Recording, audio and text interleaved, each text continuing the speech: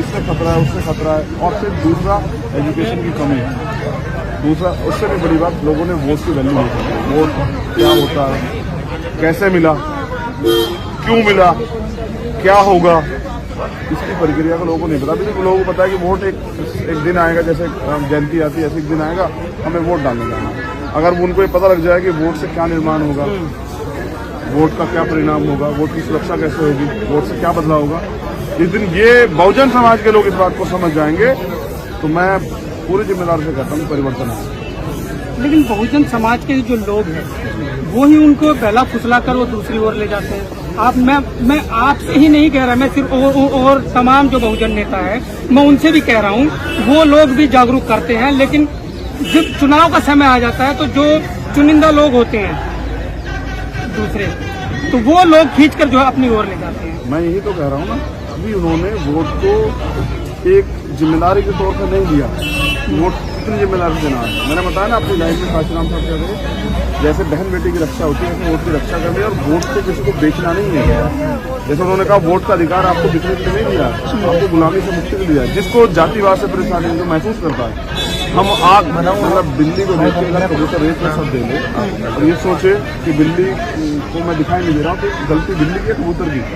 अगर हम ये खुद सोच लें चुनाव के समय कि नहीं भाई हम पे तो कोई शोषण नहीं होता, हमें तो जाति के लिए अपमानित नहीं किया जाता, जाति आधारित काम को हमें जोड़ के और हमें जो है तमाम तरह की चीज़ों से नकारा नहीं जाता, हमें सिर्फ मंदिर में घोड़ी पे चढ़ने तमाम तरह की चीज़ों से जो है जो प्रताड़ित किया जाता है, ये भूल जाए तो वो किसी को वोट दे देंगे। दुश्मन को वोट देने का मतलब समझते हैं क्या होता है? दुश्मन ताकतवर होगा, आपका इलाज करेगा। हमारे लोग दुश्मन को वोट देते हैं, अपना इलाज करवाते हैं। अच्छा, आपने सफाई कर्मचारी की बात की, एफजीदार प्रथा हो गया या कॉन्ट्रैक्ट हो गया या डेली वेजर हो गया, इनको पक्का नहीं किया जाता, परमानेंट नहीं किया जाता। इसका कारण आपने मंच पे भी बोला कि इसका कारण क्या है कि आपको 40-50 हजार रुपये तनख्वाह जब मिलेगी तो आप क्या करेंगे? फिर आप अपने बच्चों को सफाई कर्मचारी नहीं होते, फिर आप उनको पढ़ाएंगे प्राइमरी स्कूल की जगह जहाँ इंग्लिश मीडियम में बेहतर शिक्षा होती है, क्योंकि हर पीढ़ी अपनी पीढ़ी से अपनी पीढ़ी को आगे ले जाने का प्रयास करती है। फिर दूसरा, आपके पेट की भूख समाप्त हो जाएगी ना, तो आप सुविधाओं की तरफ भी बढ़ेंगे। आप गाड़ी खरीदेंगे, आप जो है एसी लगाएंगे, आप अच्छा मकान बनाएंगे, तो आपका सामाजिक जो स्तर है वो भी मजबूत होगा।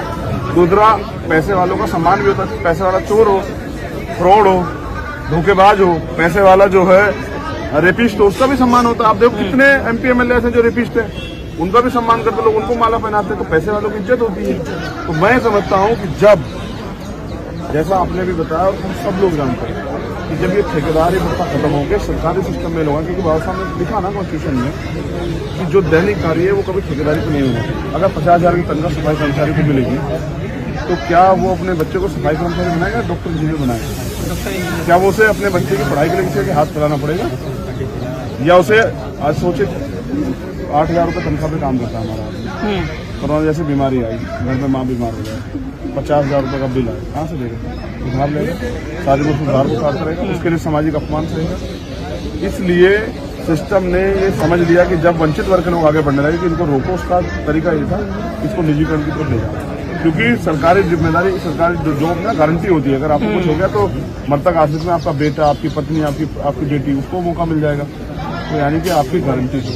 इसीलिए ये मनुवादी तंत्र आरएसएस भाजपा के लोग सारे सरकारी सिस्टम को प्राइवेट कर रहे हैं कि आरक्षण व्यवस्था खत्म हो जाए और ये गारंटी भी खत्म हो जाए, फिर ये गुलाम बन जाए जो हम दें उसी पे आधारित है। अच्छा, चंद्रशेखर आजाद क्या करेंगे? सबसे पहले अगर मान लो ASP पार्टी अगर नगर निगम में आती है, दिल्ली नगर निगम में आती है या उत्तर प्रदेश में आती है, उत्तराखंड में आती है, तो सबसे पहले आप क्या कार्य करेंगे? बहुत अच्छी बात आपने की, लेकिन मैं आज आपको मुझे रोकूं, मैं आपको रोकूं। जो आपने कहा है ना, क्या अकेला चंद्रशेखर इस पार्टी में है? हमारे लीडर खड़े हैं, अगर आप नहीं नकारेंगे, हिमांशु वाल्मीकि जी जो यहाँ लीड कर रहे हैं, महेश पवार जी, उन्होंने एक एजेंडा बनाया। मैं क्या करूंगा ये अलग बात है, लेकिन हमारे लीडर्स क्या सोचते हैं, उन्होंने क्या प्रोग्रामिंग की है, अगर हम ये नहीं बनाएंगे तो पता कैसे लगेगा?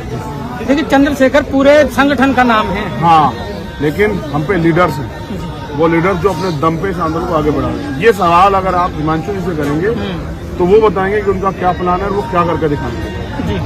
क्योंकि अगर आप सिर्फ मुझे दिखाएंगे कि मैं ही हूँ, तो ये लोग छिप जाएंगे। और ऐसा ही हुआ है कि हम व्यक्ति पूजा करते हैं, हम संगठन की वैल्यू नहीं समझते, हम संगठन की वैल्यू समझते हैं। जितना मैं जिम्मेदार हूँ संगठन का, उतना हिमांशु वाले भी हमारे नेता हैं।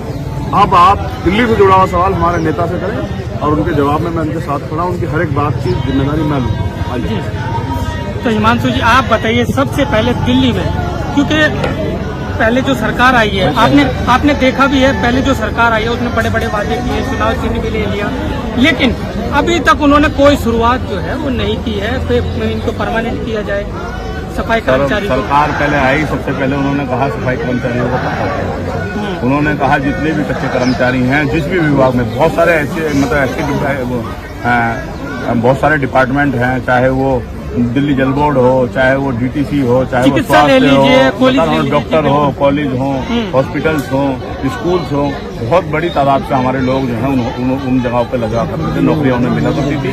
मगर सरकार ने बीते 7 सालों में एक नौकरियां नहीं निकाली। सरकार भी जो बीजेपी का एजेंडा है उसी आधार पे जो है उसी एजेंडे पे चल रही है। आरक्षण जानना चाहते हैं कि अगर आप एनसीडी में आते हैं तो आप क्या करें? मैं इन्हें बता रहा हूँ, सबसे पहले सरकार आई, जैसे ही हमारे गाँव में मौका देते हैं लोग, और मौका देंगे भी, अच्छा रिजल्ट मिल रहा है, मौका देंगे तो सबसे पहले जो है जो 30 साल की बीमारी है 30 दिन के अंदर उसको खत्म करने का काम करेंगे। उनके रुपए हुए जितने भी अलाउंस हैं वो सब करेंगे। उनको जो है वर्दी के पैसे नहीं मिलते, उनके जो है जो अभी तक कोरोना में लोग मरे हैं, एक शहीद हुए हैं, 1 करोड़ रुपये उनको वो रह रहे हैं, उनको वो देंगे। और उनके जो एरियल रुके हुए हैं, जिसके कारण अगर वो एरियल आज उन्हें हमारे लोगों को सही समय पर मिल जाए तो लोग अपने बच्चों को इंजीनियर बना सकते हैं, डॉक्टर बना सकते हैं, अपने बच्चों की शादी कर सकते हैं, जैसा कि सर ने बताया, मान्य अध्यक्ष जी ने बताया। सर आप तो एरियल की बात कर रहे हैं, रिटायरमेंट का पैसा नहीं मिला है अभी तक। 45 दिन के अंदर जो है रिटायरमेंट का पैसा, पेंशन बंद दी जाएगी। 3-3 सालों से, 3-3, 4-4 सालों से जो है अभी तक रिटायरमेंट का पैसा नहीं मिला, पेंशन नहीं बन रही है। तो सरकार को क्या पता, उन लोगों को क्या पता जिन लोगों के यहाँ लाखों रुपए महीने का आ रहा है, उन लोगों को क्या पता कि कैसे जो है परिवार चल रहा होगा। एक इतनी अनहोनी घटना हुई दिल्ली में और इस देश के अंदर संविधान का अपमान हुआ कि एक आदमी कच्चा ही रिटायर्ड हो गया, समझ गए। ये एंटी कॉन्स्टिट्यूशन है। वैसे केजरीवाल सरकार जो है संविधान की बात करती है, मगर संविधान की वो बातें मानती नहीं। संविधान कहता है समान कार्य समान वेतन, जो कार्य कभी खत्म नहीं होगा, जो कार्य कभी खत्म नहीं हो सकता, उसको कभी भी प्राइवेटाइजेशन में नहीं किया जाएगा। और प्राइवेटाइजेशन सांप से ज्यादा जहरीला है। अगर समझे, सांप ढसेगा तो एक आदमी मरेगा और प्राइवेटाइजेशन ढसेगा तो उसकी पीढ़ियां मरेगी, समझिए। अगर आदमी गवर्नमेंट एम्प्लॉय होता है ना, तो गवर्नमेंट एम्प्लॉय अपनी भी मदद करता है, अपने परिवार की भी मदद करता है, आने वाली तीसरी पीढ़ी का भी करके जाता है, समझिए। और अड़ोसी पड़ोसी और रिश्तेदारों की भी मदद करता है। तो तकरीबन 10 लोगों को एक गवर्नमेंट एम्प्लॉय चलाता है। मगर प्राइवेटाइजेशन ऐसा है, 12,000 रुपए में आज दिल्ली जैसे शहरों में आज आदमी अपने बच्चों को अच्छी शिक्षा नहीं दे सकता, जिसके कारण जो है वो आगे बढ़ सकता है, समझिए। एक बार डेंगू कोरोना भी हो जाए ना, तो तुम जानते हो 50,000 रुपए रोज तक के हॉस्पिटल हैं, समझिए। अभाव के कारण दिल्ली के अंदर दिल्ली की सरकार तमाम बातें करती है। तो प्राइवेट सरकारी हॉस्पिटलों में जाके देख लो, किसी में भी जो है तुम्हें जब नेता बीमार होते हैं, दिल्ली सरकार के नेता बीमार होते हैं, काउंसलर बीमार होते हैं, एमएलए एमपी बीमार होते हैं, कोई नहीं जाता वहाँ पे। वो जाते हैं अपोलो, वो जाते हैं मैक्स, समझिए। गरीब का वहाँ कहाँ चढ़ता है, वहीं चढ़ता है। जिसको इलाज नहीं मिलता, जिसके इलाज न समय पे इलाज ना मिलने के कारण कम से कम 85% लोग मैं ऐसे जानता हूँ जिसके समय पे इलाज न मिलने के कारण मृत्यु। चलो गरीबों को भी कई बार जान पहचान की जरूरत पड़ती है कि उसमें उनको भर्ती होना है। चंद्रशेखर भाई, जागो समाज चैनल के लिए क्या कहना है? ये जो काम है ना, ये एक आंदोलन है। जो हम कर रहे हैं वैसे आप कर रहे हैं। हम जनता के माध्यम से जा सड़कों पे कर रहे हैं, आप भी सड़कों पे मीडिया के माध्यम से कर रहे हैं। मैं समझता हूँ कि एक अच्छा काम है और करना चाहिए। मैं तो सब लोगों से अपील करूंगा कि हमारे जितने ज्यादा लोग इससे जुड़ जाएं और वास्तविकता को पहचाने, जाने, सच से अवगत हो, तो शायद उनको पता लग जाए कि देश में चल क्या है। जो व्यवस्था है ठेकेदारी की वजह से सफाई कर्मचारियों की, वो देश के हर डिपार्टमेंट में हो जाएगी, बड़े पैमाने पर लागू होगा। हम लेबर क्लास बन के रह जाएंगे और हमें एक अधिकार के लिए हाथ फैलाना पड़ेगा। अंततः हमारे जीव हिस्से में सिर्फ मौत आएगी। हमें जागना चाहिए, जागो चैनल जगाने के लिए लोग जागे। और एक और मेरी ये अपील भी थी, और मैंने ये स्टेटमेंट भी दिया, ये रिकॉर्डेड है कि जब हम इस कार्य को हमें ताकत मिलेगी तो हम प्राइवेटाइजेशन के तौर पे ठेकेदारी व्यवस्था पे जो काम चल रहा है सफाई कर्मचारियों का, वो बंदी कर देंगे। हम इनको सबको पक्के देंगे परमानेंट। जिस तरह बाबा साहब डॉक्टर अम्बेडकर ने इनकी ये हमारी पहली प्रायोरिटी है, इसी तरह से हम भी कर देंगे प्राइवेटाइजेशन की। तो कहेंगे नहीं कर देंगे, करेंगे। जब आप पहली बार कहीं मौका मिलेगा, यूपी में हम प्रयास कर रहे हैं, तो पहले ही दिन लेकिन हम सरकार में आएंगे तो पहले दिन पहली कैबिनेट में इतने सफाई कर्मचारी उनको नियमित किया जाएगा। यहाँ कच्ची नौकरी वहीं पक्की नौकरी। पक्की नौकरी, चाहे उसके लिए बजट कहीं से लेके आना पड़े वो बजट आ जाएगा। हम कुंभ में पैसा नहीं लगाएंगे, हम जो है ना कावड़ में फूल वर्षा पैसा नहीं लगाएंगे। आप परिवार में उनकी जीवन रक्षा के लिए हम सुविधाएं तैयार करेंगे, हर वर्ग के लिए, हर व्यक्ति के लिए। इलाज के अच्छा इलाज न मिलने का किसी की जान ना जाए, कोई गरीब अपने सपने ना तोड़ दे कि पढ़ाई के पैसे नहीं, कोई रोजगार के न मिलने के कारण कोई सुसाइड ना करे, कोई जो है ना कोई किसी बहन की परसों पीड़ा जो है ना वो सड़क पे ना। ये तमाम तरह के जो बुनियादी मुद्दे, किसी बहन के साथ रेप अन्याय अत्याचार ना हो, पुलिस व्यवस्था सब चीजों पे काम करेंगे। लेकिन कहा ना बाबा साहब ने रिपोर्टिंग का मास्टर, हम उसी सत्ता की चाबी को अपने खेमे में लाना चाहते हैं, जो दुश्मन के खेमे में, जिसके जरिए वो हमारा विनाश है, अपने समाज के विकास के लिए, बहुजन समाज के विकास के लिए, देश की तरक्की के लिए। क्योंकि देश पत्थरों से थोड़ा बनता है, दीवारों से थोड़ा बनता है, देश बनता है लोगों से, दिल जोड़ने से। इस देश का 85% तबका रोटी के लिए मोहताज है, 15% लोग ये कहते हैं कि भाई देश तरक्की के रास्ते पे है। तो क्या अगर मैं शरीर का नीचे का हिस्सा कमजोर कर दूं और ये ऊपर के हिस्से को मजबूत रखूं और कहूं कि मेरा सिर्फ ताकतवर, तो कौन कैसे साबित हो जाएगा? मेरे बोलने में हो सकता है, लेकिन वास्तविकता में तो नहीं हो सकता। पूरा शरीर मजबूत होगा तभी तो शरीर जो है ना परफेक्ट होगा। तो यहाँ बहुजन समाज के लोग षड्यंत्र से कमजोर किया जा रहा है और हम इस बात को समझ रहे हैं। इस RSS भाजपा के लोगों को और इनके जो एजेंट हैं, जो छिपे बजट, हरे घास में हरे सांप जैसे, जो बाबू साहब की बात तो करते हैं, बाबू साहब रास्ते में चलते हैं, उन सबको भी जल्दी लोकतांत्रिक देश से जवाब। अच्छा, एक छोटा सा सवाल है, जो युवा आज RSS जिनका आपने नाम लिया, हिंदूवादी संस्थाएं या मुसलमान जो संस्थाएं हैं, वो आजकल एक एजेंडा चला रखा है कि युवाओं को आपस में भिड़ाना, दंगे कराना, क्योंकि मुसलमान जो है वो हिंदुओं का झंडा फेंक रहे हैं मंदिरों का, और हिंदू जो है वो मुसलमानों के झंडे फेंक रहे हैं और चंद बिकाऊ लोग। तो ये इस पर युवाओं को आप क्या मैसेज देंगे? चंद बिकाऊ लोग सब जगह, जिनका ना कोई धर्म है ना कोई मजहब। एक और बात, जिनका कम वोट है वो अपनी राजनीतिक सत्ता में बने रहने के लिए कुछ तो साजिश और षड्यंत्र करेंगे।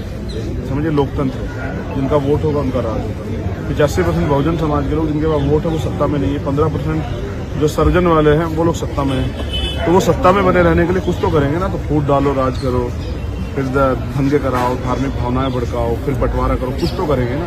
षड्यंत्र साजिश करेंगे, वही कर रहे हैं। और बिकाऊ लोग, मैंने कहा ना, जो लोग कत्ल करते हैं पैसों पे, क्या उनको नहीं पता उनको सजा मिलेगी? फिर भी क्यों करते हैं ना? क्योंकि लड़ाई, अभी तो लोग रोटी की लड़ाई लड़ते हैं, जिनके घर में रोटी नहीं, वो कत्ल भी करते हैं, चोरी भी करते हैं। कोई पैदाइशी चोर नहीं होता है, कोई पैदाइशी क्रिमिनल नहीं होता, व्यवस्था उसको, सिस्टम उसको बना देता है।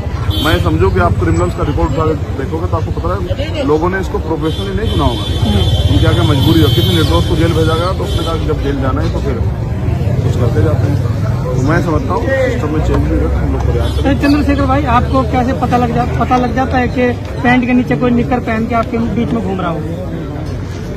ये विचार और जो है ना उसके शब्दावली बता दें।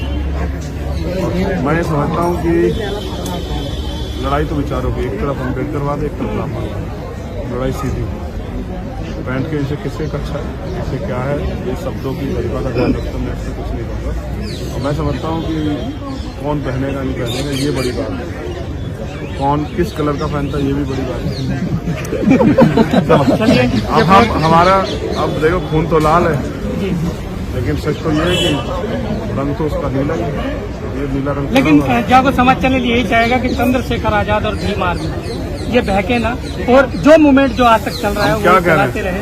आपको शायद इससे रोजगार मिलता हो, हमने ये काम रोजगार के लिए सर हमने भी नहीं किया। मैं क्या कह रहा हूँ, विश्वास कीजिए, जो मैं कह रहा हूँ उसको अपने ऊपर मत लीजिए। एक मीडिया वो है जो वहाँ बड़े बड़े ऑफिस में बैठ के खबर दिखाती है, एक मीडिया ये जो सड़कों पर घूमने में खबर दिखाता है, एक नेता वो है जो बैठ के ट्वीट करके राजनीति करता है, सुविधा की राजनीति करता है, एक नेता वो है जो सड़कों पर रहकर काम करता है। अच्छा, मैं ये पूछ रहा था, एक विधायक 4-5 गनर रखता है, अपनी जान की परवाह करता है। हम लोग तो यहाँ हजारों लोगों को भीड़ में रहते हैं, उनको जान की परवाह नहीं होगी, अच्छी की परवाह करेंगे। हम आंदोलन के लिए जन्मे हैं, हमारे पिताजी ने हमारा नाम बचपन में जब छोटे तब चंद्रशेखर आजाद रखा। ऐसा नहीं कि बड़ा होने का 20 साल के बाद कि अब इसका नाम चंद्रशेखर, हमारे बड़े भाई का नाम भगत सिंह रखा। ये वो सपने थे देश को लेकर। हम बाबा साहब अम्बेडकर को मानने वाले लोग हैं, हम चरित्र से जुड़े हुए हैं, हम चित्र नहीं पकड़ते। हम मान्यवर दीना भाना वाल्मीकि, मान्यवर काशीराम साहब के चेले हैं, हम उन पर उनकी विरासत नहीं है, उनके सिद्धांत। तो अगर आप ये बात मेरे ऊपर है तो ये तो आप पे भी लागू होती है। कि कल आप जो है किसी मनुवादी मीडिया के चक्कर में आके काम बंद मत कर देना। तो सबका अपना अपना चरित्र, मैं अपना काम कर रहा हूँ, आप अपना काम करें। और मैं ये चाहता हूँ जब तक ईमानदार से जो काम करे जनता उसका साथ दे। ऐसा ना करें कि जब बाबा साहब चले जाएं तो कहें कि 10 साल बाबा साहब जी जाते तो बहुत कुछ हो जाता, 10 साल काशीराम साहब जी जाते तो बहुत कुछ होता। जब काशीराम साहब लड़ रहे थे तब तो साथ नहीं दिया, बाबा साहब लड़ रहे थे तब तो काले झंडा दिखाए, पत्थर मारे। हमारे लोग सीधे सच्चे लोग हैं, भोले लोग हैं। इन भोले लोगों को इनमें राजनीतिक चेतना, सामाजिक चेतना जागरूक करनी है, अपना काम। चलिए एक फोटो के साथ हम धन्यवाद करेंगे भाई के साथ। तुम्हारा काम